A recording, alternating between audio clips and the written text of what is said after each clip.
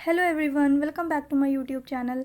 आज इस वीडियो में हम डिस्कस करेंगे जामिया मिलिया इस्लामिया का BA LLB का पेपर है। ये हमारे पास 2018 का, और 2018 का एक पार्ट ऑलरेडी अपलोड हो चुका है चैनल पे। जो टोटल क्वेश्चंस होते हैं, यहाँ मैं आपको थोड़ा सा बता देती हूँ कि 150 क्वेश्चंस होते हैं टोटल LLB के एंट्रेंस के लिए जामिया में। एक क्वेश्चन 1 मार्क का होता है, यानी कि ईच क्वेश्चन 1 मार्क का होता है, और 150 मार्क्स का पूरा टोटल जो नंबर होता है पेपर का 150 होता है, और क्वेश्चंस जो होते हैं वो भी 150 होते हैं। सो इतने सारे क्वेश्चंस एक वीडियो में सॉल्व करना पॉसिबल नहीं था, मेरे लिए आपके साथ डिस्कस करना पॉसिबल नहीं था। तो इसलिए मैंने एक क्वेश्चन पेपर को 3 पार्ट्स में डिवाइड किया है। एक पार्ट ऑलरेडी अपलोड हो चुका है और ये हमारे चैनल पे है सेकेंड पार्ट। उसमें हमने 50 क्वेश्चंस डिस्कस किए थे फर्स्ट पार्ट में। अब इस पार्ट में हम आगे की 50 क्वेश्चंस डिस्कस करेंगे। देन 101 क्वेश्चन से वो हम थर्ड पार्ट में डिस्कस करेंगे। सो यहाँ पे अब हम स्टार्ट करते हैं इस वीडियो को। और चैनल पे नए हैं आप लोग तो चैनल को सब्सक्राइब कर दीजिए, वीडियो अच्छी लगेगी तो वीडियो को लाइक कर दीजिएगा। यहाँ पे जो हमारा इस वीडियो का फर्स्ट क्वेश्चन है, यानी कि 51 क्वेश्चन, वो क्या है? Which one of the following fundamental rights was described by doctor BR Ambedkar as the heart and soul of the constitution.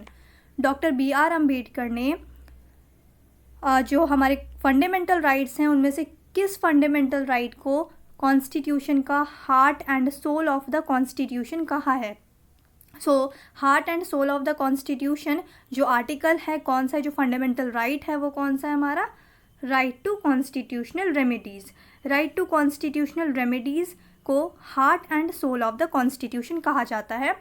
अगर हमारे पास 6 फंडामेंटल राइट्स हैं टोटल, उनमें से 6th फंडामेंटल राइट जो है वो है राइट टू कॉन्स्टिट्यूशनल रेमेडीज़। अगर हमारे पास सारे फंडामेंटल राइट्स होते और अगर ये राइट नहीं होता कि राइट टू कॉन्स्टिट्यूशनल रेमेडीज़ कि अगर हमारे कोई फंडामेंटल राइट को अगर कोई वायलेट कर रहा है और हम उस चीज़ के लिए कुछ नहीं कर सकते, मतलब कोई एक्शन नहीं ले सकते, हम किसे कंप्लेंट करेंगे? सो फिर ऐसे में क्या होता है कि हमारे फंडामेंटल राइट्स जो थे उनका होना ना होना क्या होता है? इक्वल होता। कि अगर हमारे पास फंडामेंटल राइट्स हैं, अगर हमारे पास राइट टू कॉन्स्टिट्यूशनल रेमेडी नहीं होता, तो क्या हमारे साथ अगर हमारे राइट्स वायलेट होते, कोई हमारे राइट्स वायलेट करता, तो क्या हम उसके लिए कुछ कर पाते? नहीं कर पाते। तो इसलिए इस राइट को क्या कहा गया? Heart and soul of the constitution. कि ये जो है, ये राइट जो हमारे पास, ये हमारा फंडामेंटल राइट है, राइट टू कॉन्स्टिट्यूशनल रेमेडीज़, और इसे heart and soul of the constitution इसीलिए कहा गया है कि जो हमारे बाकी फंडामेंटल राइट्स है, अगर कोई उसे वायलेट करता है तो हमारे पास एक हमारा ऐसा फंडामेंटल राइट है जिसका यूज़ करके हम क्या कर सकते हैं? हम जस्टिस मिल सकता है हमें, ठीक है। तो इसलिए इसे क्या कहा गया है? Heart and soul of the constitution. और ये किसने कहा है? डॉक्टर BR अम्बेडकर ने। ये क्वेश्चन बहुत इंपॉर्टेंट है। ये लॉ का पेपर है तो इसी में नहीं बल्कि बहुत सारे क्वेश्चन पेपर में, मैंने आपको ऑलरेडी डिस्कस किया है काफ़ी सारे क्वेश्चन पेपर में। अब यहाँ पे जो नेक्स्ट क्वेश्चन है वो है which of the following is presided over by a person who is not a member of that house. Which of the following is presided over by a person who is not a member of that house? The right answer is Rajya Sabha. Rajya Sabha is the right answer.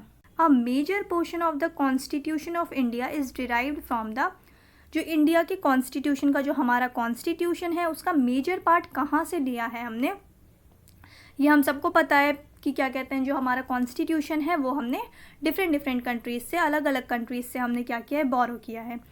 सो यहाँ पे जो सबसे ज़्यादा जो हमारे constitution में part है वो हमने कहाँ से लिया है? वो बेसिकली हम कह सकते हैं कि जो इंडिया के लिए जो एक्ट बनाया था ब्रिटिशर्स ने, गवर्नमेंट ऑफ इंडिया एक्ट 1935, तो यहीं से हमारे कॉन्स्टिट्यूशन में काफ़ी सारी चीज़ें जो हैं वो हैं। मतलब मेजर पोर्शन जो है हमारे कॉन्स्टिट्यूशन का वो गवर्नमेंट ऑफ इंडिया एक्ट से लिया गया है। Government of India act 1935, C is the right answer.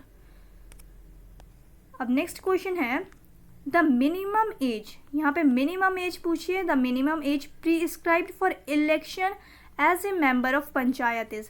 Panchayat का अगर आपको इलेक्शन लड़ना है तो आपकी मिनिमम एज कितनी होनी चाहिए? कम से कम आपकी एज कितनी होनी चाहिए अगर आपको पंचायत का इलेक्शन लड़ना है? सो आपकी एज जो होनी चाहिए वो होनी चाहिए 21 ईयर्स ओल्ड। 21 साल एज होनी ही चाहिए अगर आपको पंचायत के लिए क्या करना है? इलेक्शन लड़ना है, इलेक्शन कॉन्टेस्ट करना है अगर आपको पंचायत के लिए। सो उसके लिए एज होनी चाहिए 21 ईयर्स अगर आपको लोकसभा के लिए, एमपी के लिए एज कितनी होनी चाहिए, लोकसभा के लिए, लोकसभा एमपी के लिए मेंबर ऑफ पार्लियामेंट लोकसभा, इसके लिए कितनी एज होनी चाहिए, इसके लिए एज होनी चाहिए 25 ईयर्स ओल्ड, 25 ईयर्स ओल्ड होनी चाहिए। एमएलए यानी कि member of legislative assembly, member of legislative assembly and member of parliament बनने के लिए 25 ईयर्स एज होनी चाहिए। और मेंबर ऑफ राज्यसभा के लिए अगर आपको इलेक्शन लड़ना है तो उसके लिए कितनी एज होनी चाहिए, उसके लिए 30 ईयर्स एज होनी चाहिए। राज्यसभा के इलेक्शन के लिए 30 ईयर्स एज होनी चाहिए। और मेंबर ऑफ लेजिस्लेटिव काउंसिल बनने के लिए, काउंसिल की बात हो रही है यहाँ पे, मेंबर ऑफ लेजिस्लेटिव असेंबली नहीं, member of legislative council, Rajya Sabha and member of legislative council 30 years age होनी चाहिए। और अगर आपको लोकसभा के एमपी के लिए या एमएलए के लिए इलेक्शन कॉन्टेस्ट करना है तो उसके लिए आपकी 25 ईयर्स एज होनी चाहिए। और यहाँ पे पंचायत का पूछा, अगर पंचायत के लिए आपको इलेक्शन लड़ना है तो उसके लिए एज होनी चाहिए 21 years. The next question is the corruption charges against the civil servants of central government are probed by the, अगर कोई सिविल सर्वेंट क्राइम करता है तो उसको, जो भी क्राइम किया है तो उसकी क्राइम की इन्वेस्टिगेशन कौन करता है, उसकी क्राइम की इन्वेस्टिगेशन करते हैं central vigilance commission. Central vigilance commission जो है ये, अगर कोई भी सिविल सर्वेंट अगर क्राइम करता है तो उसकी जो इन्वेस्टिगेशन करता है वो कौन करेगा, central vigilance commission, vigilance commission, central vigilance commission. C is the right answer. अब 57th क्वेश्चन है यहाँ पे, the prime minister of India is elected by the majority party in the Lok Sabha, elected by the majority party in the Lok Sabha. India में क्या होता है, क्या हम लोग डायरेक्ट किसी पर्सन के लिए वोट करते हैं, नहीं। इंडिया में अगर ये क्वेश्चन आ जाए, कंफ्यूज करने के लिए कितनी बार ये क्वेश्चंस देते हैं एग्जाम में कि क्या हम अपना प्राइम मिनिस्टर डायरेक्ट इलेक्ट करते हैं, नहीं, हम डायरेक्ट इलेक्ट नहीं करते हैं प्राइम मिनिस्टर को। हम किसे वोट देते हैं, हम किसी एक पार्टी को वोट देते हैं। और जिस पार्टी को हम वोट देते हैं, जो पार्टी मेजॉरिटी में होती है, वो पार्टी अपने हिसाब से अपना कोई भी एक मेंबर, कोई भी एक एमएलए चूज़ करती है, एमपी चूज़ करके उसे प्राइम मिनिस्टर बनाती है। वो किसका काम है, वो पार्टी का काम है। हम किसे वोट देते हैं, हम किसी एक पर्टिकुलर पर्सन को वोट नहीं देते हैं, हम किसे देते हैं, हम किसी पार्टी को वोट देते हैं।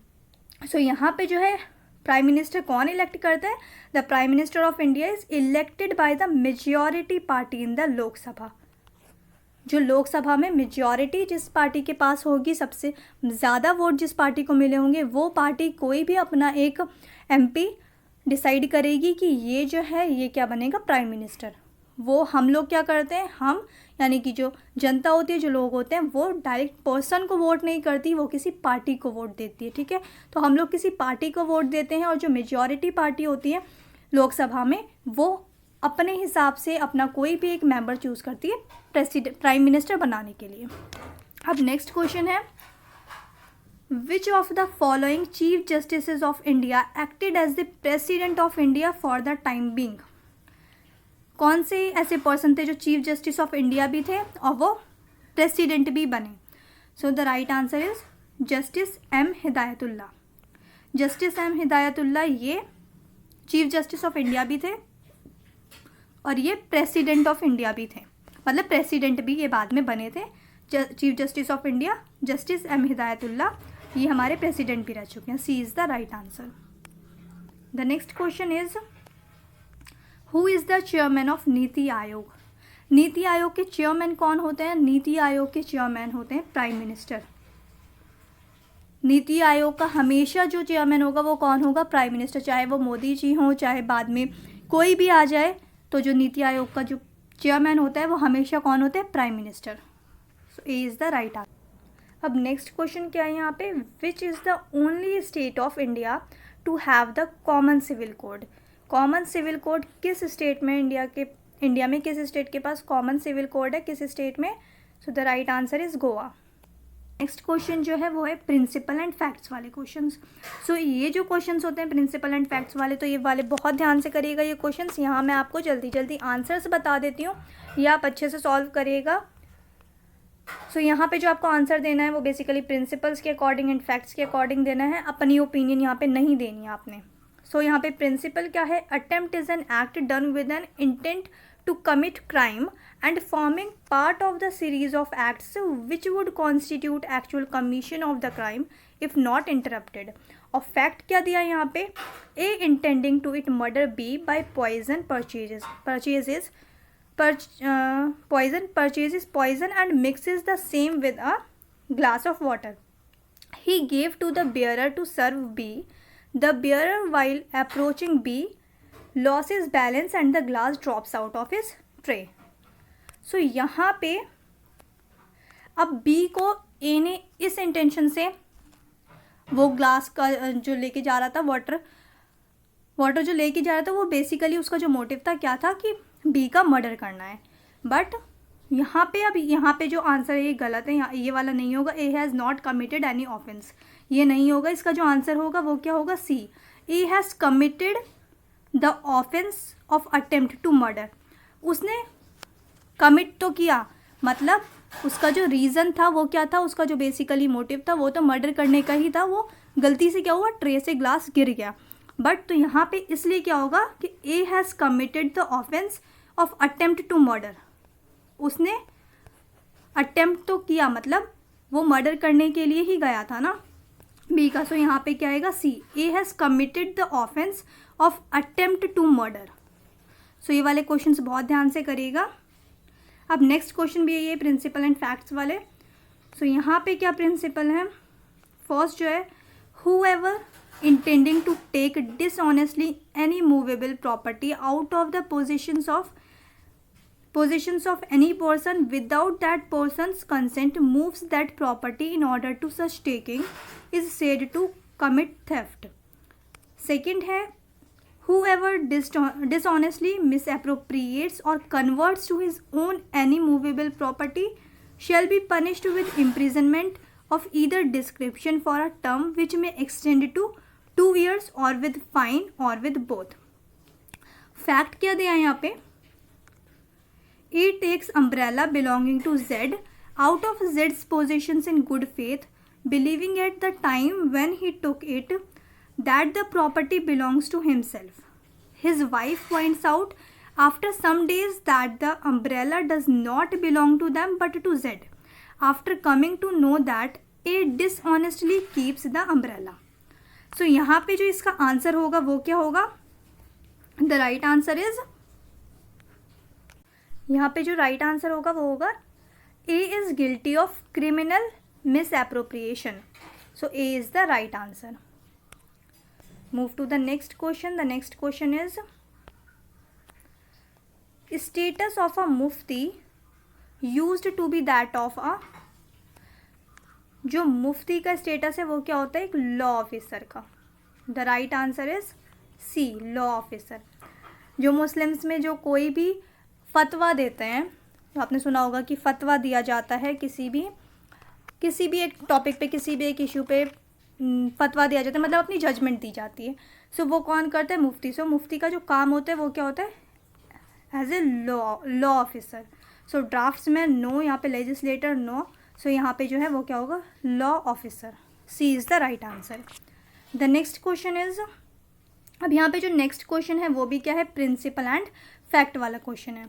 सो यहाँ पे प्रिंसिपल क्या दिया है, nothing is an offence which is done by any person who is और who by reason of mistake of fact in good faith believes himself to be bound by law to do it. अब यहाँ पे fact क्या दिया है, यहाँ पे fact है, A soldier fires on a mob by the order of his superior officer in conformity with the commands of the law. B is killed due to such firing. Is A guilty of murder? So the right answer is B. No, he is bound by law to do it. Yes. So B is the right answer. अब next question है, The application of Muhammadan law to non-Muslims is entirely, the right answer is arbitrary. 65 का क्या answer है, arbitrary. C is the right answer, arbitrary. The next question is, अभी next question जो है इस paper में बहुत ज़्यादा प्रिंसिपल एंड फैक्ट्स वाले क्वेश्चंस पूछे गए हैं। सो यहाँ पे जो प्रिंसिपल दिया है वो दिया है no one can be punished for the same offence twice, कि कोई भी किसी भी पर्सन को एक ही क्राइम के लिए 2 बार सज़ा नहीं दी जा सकती। अब यहाँ पे फैक्ट क्या दिया है, यहाँ पे फैक्ट दिया है Aditya is accused of harassing his colleague Nimisha.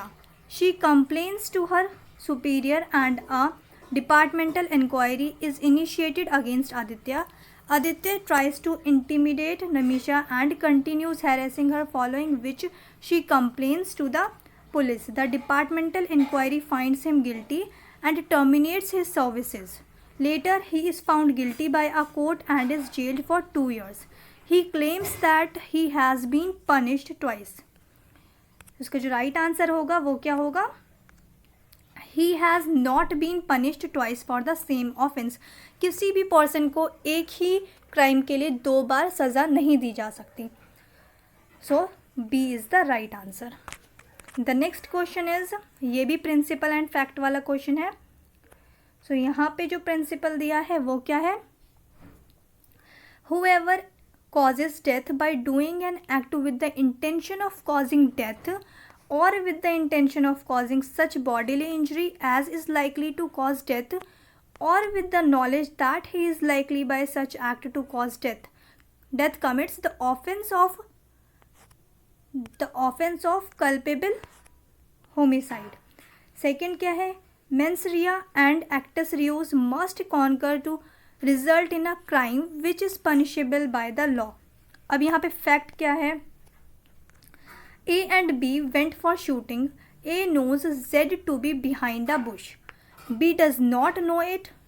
A induces B to fire at the bush. B fires and kills Z. Has an offense been committed? So इसका जो right answer होगा वो क्या होगा, A induced B to fire at the bush with the knowledge that Z is there. A is guilty of culpable homicide but B is not guilty of any offense.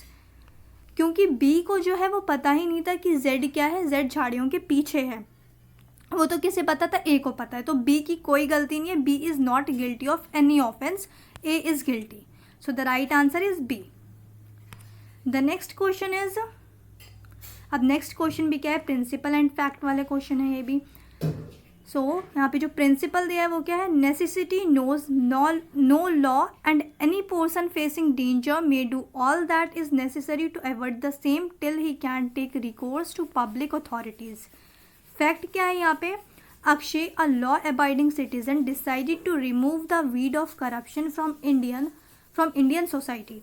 One day confronted with a bribing official, Akshay decided to teach him a lesson and punched him on his face.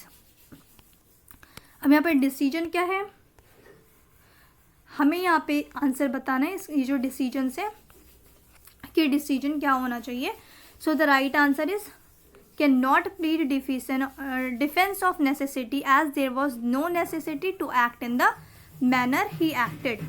B is the right answer. Next question is who established a prison house for malefactors. So इसका जो right answer है वो है हज़रत उमर रदी अल्लाह ताला अन्हु। सो हज़रत उमर ने जेल का कॉन्सेप्ट स्टार्ट किया था, इन्होंने जुडिशरी का कॉन्सेप्ट जो पूरा है आज फॉलो किया जाता है, जजेस कोर्ट, तो ये सिस्टम किसने स्टार्ट किया था, ये हज़रत उमर रदी अल्लाह ताला अन्हु ने किया था।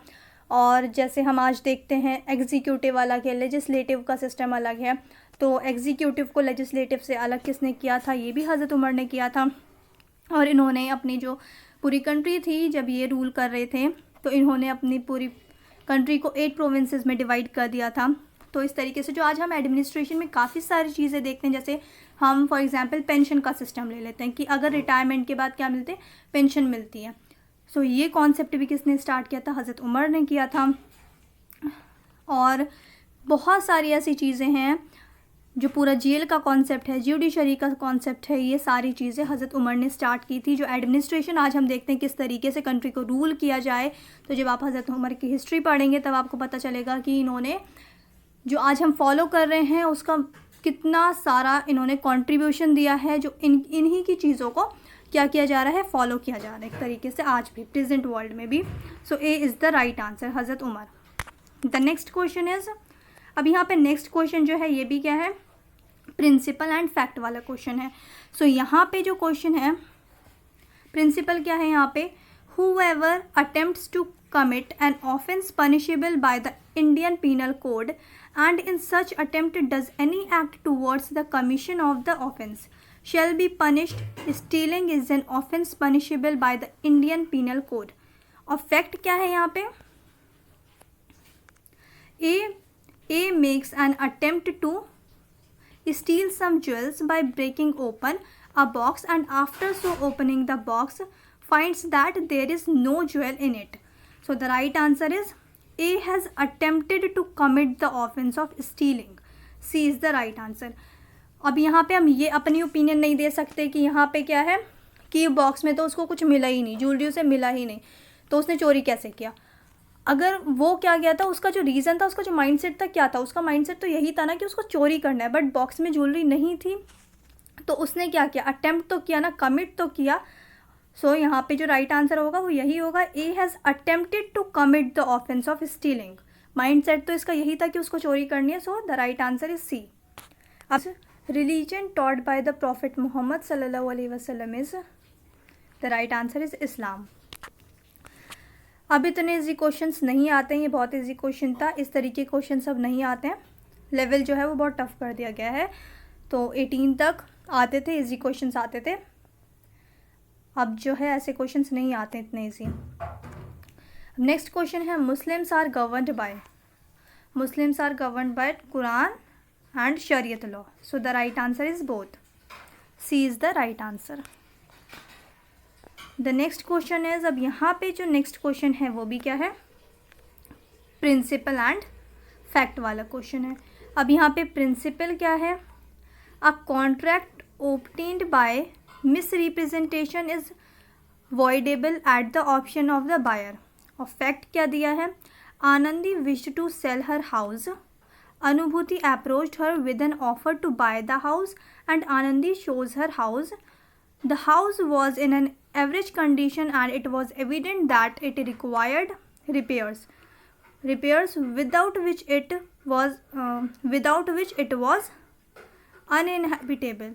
Anandi does not tell anything regarding the required repairs to be livable. Anubhuti purchases the house for a huge consideration. Later on, when she wants to shift into the house to start living, she realizes the heavy repairs that the house requires urgently.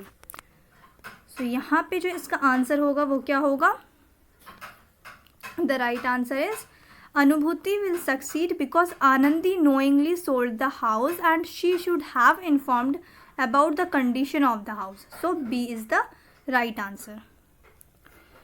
B क्या है, B यहाँ पे correct answer है. The next question is, two major sects of Muslims in India are Shia and Sunni. A is the right answer. अब next question वो भी क्या है, प्रिंसिपल एंड फैक्ट वाला क्वेश्चन है।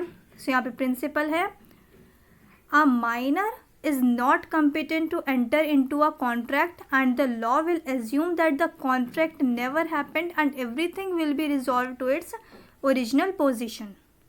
द नेक्स्ट और जो फैक्ट्स हैं वो क्या है यहाँ पे fact, a minor girl fraudulently misrepresenting her age entered into a contract with other for the purchase of an expensive bicycle. After the bicycle had been delivered, she refused to pay price for it and argued that non-evidence of a legally binding contract. So यहाँ पे अब इसका answer क्या होगा, इसका answer जो होगा वो होगा सी, the contract is void ab initio and the court can direct the minor to restore the bicycle to the other party. C is the right answer. The next question is, Muslim law applies to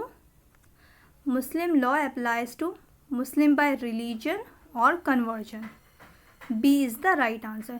जो religion से मुस्लिम होगा और जो convert करके मुस्लिम बना होगा, किसी भी रिलीजन का इंसान कन्वर्ट करके मुस्लिम बना होगा तो जो मुस्लिम लॉ है उसके ऊपर अप्लाई करते हैं, मुस्लिम बाय बर्थ या ओरिजिन से नहीं। So the right answer is B. The next question is, a Muslim can marry any number of wives not exceeding 4. 4 निकाह जायज़ हैं, उससे ज़्यादा जायज़ नहीं है. So 4 is the right answer. The next question is, अब ये भी क्या है यहाँ पे, ये भी प्रिंसिपल एंड फैक्ट वाला क्वेश्चन है. सो यहाँ पे जो प्रिंसिपल है वो क्या है, partnership is the relation between persons who have agreed to share the profits of a business carried on by all और any of them acting for all. Fact यहाँ पे दिया है, X, Y and Z form a partnership firm, all the partners investing in capital rupees 70 lakhs each. It is agreed that instead of their shares in the profit of the firm, Y and Z will continue to charge interest at the rate of 15% per annum on their capital, irrespective of the fact whether the firm is making profits or not. So the right answer is X, Y and Z do not form a valid partnership firm. B is the right answer. The next question is, ये भी principle and fact वाला question है. So यहाँ पे principal दिया है, 2 persons agreeing on the same thing in the same sense shall enter into a contract. अब fact यहाँ पे दिया है, A knew that B had 2 cars, BMW and Audi. B takes A from a party to make him reach home in his BMW car. While going, they are discussing about the comparative advantages and disadvantages of the 2 cars. B suggests to sell his spacious car. While discussing, A thinks in his mind that Audi is quite comfortable and spacious. A asked for price. B replied rupee 14 lakh, whereas B says he wished to sell only the BMW car. Both of them approach you asking your opinion whether it is a contract or not. So the right answer is, the contract is void. B is the right answer. The contract is void. The next question is, ये भी principle and fact वाला है. यहाँ पे principle है, fair criticism is permissible but defamation is not. Fact है, A tells B, mister B, I have great respect for your intellectual capabilities but what you are talking now is nonsense, meaningless and absurd. अब इसका क्या होगा, the right answer is, the statement of A is permissible criticism. B is the right answer. The next question is, a Muslim man cannot marry. The right answer is an idolatress or fire worshipper. एक Muslim man जो है वो Jewish women से, Muslim women से and Christian women से शादी कर सकते हैं, बट जो फायर वर्शिपर होते हैं उनसे नहीं कर सकते. So D is the right answer. The next question is, इद्दत मीन्स क्या होता है. इद्दत मतलब होता है a period of seclusion undergone by a Muslim widow और divorced. So C is the right answer. The next question is, dower और मेहर belongs to absolutely to wife. A is the right answer. अब 85th question यहाँ पे, ये भी क्या है, प्रिंसिपल एंड फैक्ट वाला क्वेश्चन है. सो यहाँ पे प्रिंसिपल क्या है, a driver owes a duty of care towards the pedestrians, breach of which gives rise to negligence. और यहाँ पे फैक्ट क्या दिया है, Kerala state transport bus on the way to Thiruvananthapuram hits down a pedestrian and he is seriously injured. Driver immediately fled from the place. Some of the passengers and members of the public rushed the victim to a nearby hospital. So यहाँ पे जो answer होगा वो होगा, the driver committed the offense of rash and negligent driving. So A is the right answer. अब next question भी क्या है, प्रिंसिपल एंड फैक्ट वाला क्वेश्चन है. यहाँ पे क्या है principle, fair criticism is permissible but defamation is not. Fact क्या है? Prerna tells Shivani, if you permit me madam I will call you a dishonest and corrupt person, decide. So इसका क्या आंसर होगा? इसका आंसर होगा this statement is defamatory. C is the right answer. The next question is a Muslim couple may fix any amount of dower, dower यानी कि मेहर, ठीक है, then an amount which is evidently much beyond the means of the husband. ये भी नहीं होगा, ये भी नहीं होगा, यानी कि both A and B are wrong. So D is the right answer. The next question is a friend of the court और ट्रिब्यूनल इज। एमिकस क्यूरी का मतलब होता है a friend of the court और tribunal is amicus curiae. Amicus curiae का मतलब होता है a friend of the court और ट्रिब्यूनल। ये क्या है? ये लैटिन फ्रेज है, आपको ये याद करना पड़ेगा, ये याद करके जाइएगा। काफ़ी सारे लैटिन फ्रेज यूज़ हुए हैं कॉन्स्टिट्यूशन में। सो ये क्या है? Amicus curiae a friend of the court और tribunal. The next question is, यहाँ पे अब फिर से प्रिंसिपल एंड फैक्ट वाला क्वेश्चन है। सो यहाँ पे प्रिंसिपल दिए res ipsa loquitur, that is things speak for itself. Fact क्या है?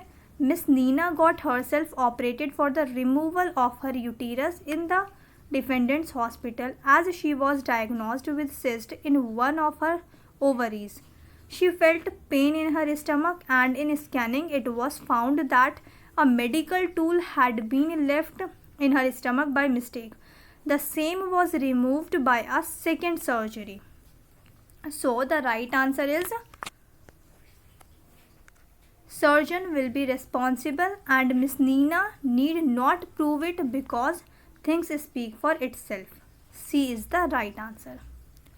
The next question is relationships based on faith and trust is called faith and trust। जो relationships faith and trust पे based होते हैं उसे क्या कहते हैं? fiduciary। fiduciary। D is the right answer. The next question is battle of Ghaghra was fought in which year. Battle of Ghaghra किस year में लड़ाई मतलब हुई थी? बैटल ऑफ घाघरा किस ईयर में हुई थी? 1529 में। C is the right answer, 1529। The next question is where is the head quarter of WHO और world health organisation located.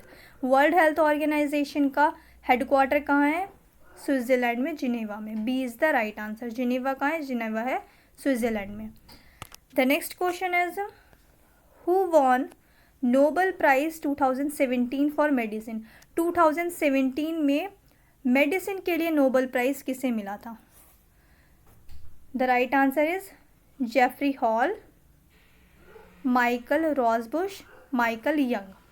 So A is the right answer. ये 2017 का पूछा है आपको, अभी जो लेटेस्ट वाले हैं वो पढ़ कर जाइएगा। 22 में पेपर देने जा रहे हैं तो 21 का पढ़ लीजिएगा अच्छे से, और 22 का अगर जब तक मिल गए होंगे, पता नहीं आपके एग्ज़ाम कब होंगे, तो अगर जब तक नोबेल प्राइज़ मिल गए होंगे तो लेटेस्ट वाले भी पढ़ कर जाइएगा। The next question is the 7th schedule of the constitution of India contains provision regarding union state and concurrent list. Initially it was 59 items in federal list, 54 items in provincial list and 36 items in concurrent list. It was the features of which act? ये किस act के feature हैं? जैसे कि मैंने आपको बताया ऊपर, जो हमारा कॉन्स्टिट्यूशन है वो मेजर पार्ट जो है उसका कहाँ से लिया गया है? गवर्नमेंट ऑफ इंडिया एक्ट 1935 से। सो ये जो लिस्ट वाला जो कॉन्सेप्ट है, यूनियन लिस्ट और कॉन्करेंट लिस्ट और स्टेट लिस्ट, तो ये वाला जो पार्ट है ये हमने वहीं से लिया है, यानी कि जो हमारा एक्ट था गवर्नमेंट ऑफ इंडिया एक्ट 1935, तो ये वहीं से लिया गया है। यानी कि जो फीचर्स हैं ये किस एक्ट के हैं? ये गवर्नमेंट ऑफ इंडिया एक्ट 1935 का है। ये फीचर्स हैं government of India act 1935। The next question is, और आप लोगों ने चैनल को अब तक सब्सक्राइब नहीं किया है तो चैनल को सब्सक्राइब कर दें, वीडियो अच्छी लगी तो वीडियो को लाइक कर दीजिएगा। यहाँ पे अब नेक्स्ट क्वेश्चन है fundamental duties are borrowed from which country. Fundamental duties पूछा गया यहाँ पे कि फंडामेंटल ड्यूटीज़ हमने किस कंट्री से बोरो किया है। सो फंडामेंटल ड्यूटी हमने किया है कहाँ से, USSR, यानी कि जो प्रेजेंट रशिया है, farmer USSR। The right answer is USSR। The next question is Animals are divided into invertebrates and vertebrates on the basis of absence and presence of vertebral column respectively. According to this information, humans belong to vertebrates. A is the right answer. The next question is Yellow Revolution dealt with increase in production of, the right answer is oilseed. Yellow revolution किससे belong करता है, किससे relate करता है, so the right answer is oil seed. The next question is which state is known as spice garden of India. Spice garden of India किसे कहते हैं, spice garden of India कहते हैं केरला को। The right answer is Kerala. The next question is Kalahari desert is located in. Kalahari desert कहाँ located है, Kalahari desert जो है अफ्रीका में है। The right answer is Africa. The next question is, ये हमारा लास्ट क्वेश्चन है इस क्वेश्चन पेपर का, इस क्वेश्चन पेपर का नहीं, इस पार्ट का। मैंने आपको बताया था स्टार्टिंग में कि हम 3 पार्ट्स में क्वेश्चन पेपर क्या कर रहे हैं, डिस्कस कर रहे हैं। तो ये हमारा सेकेंड पार्ट है और ये सेकेंड पार्ट का हमारा लास्ट क्वेश्चन है। 50-50 करके हम क्वेश्चंस डिस्कस कर रहे हैं। सो ये हमारा 100th क्वेश्चन है, इस वीडियो का लास्ट क्वेश्चन है। और अब तक आपने चैनल को सब्सक्राइब नहीं किया है तो चैनल को सब्सक्राइब कर दीजिए। वीडियो अच्छी लगे तो वीडियो को लाइक कर दीजिएगा। यहाँ पे जो लास्ट क्वेश्चन है हमारे, मतलब इस पार्ट का लास्ट क्वेश्चन जो 100 क्वेश्चन है वो क्या है, night blindness is caused by the deficiency of which vitamin. So the right answer is vitamin A. Vitamin A की कमी से क्या होता है, नाइट ब्लाइंडनेस। आई होप आपको ये सारी चीज़ें अच्छे से क्लियर हो गई होंगी और वीडियो अच्छी लगे तो लाइक कर दीजिएगा। अब हम मिलते हैं नेक्स्ट वीडियो में।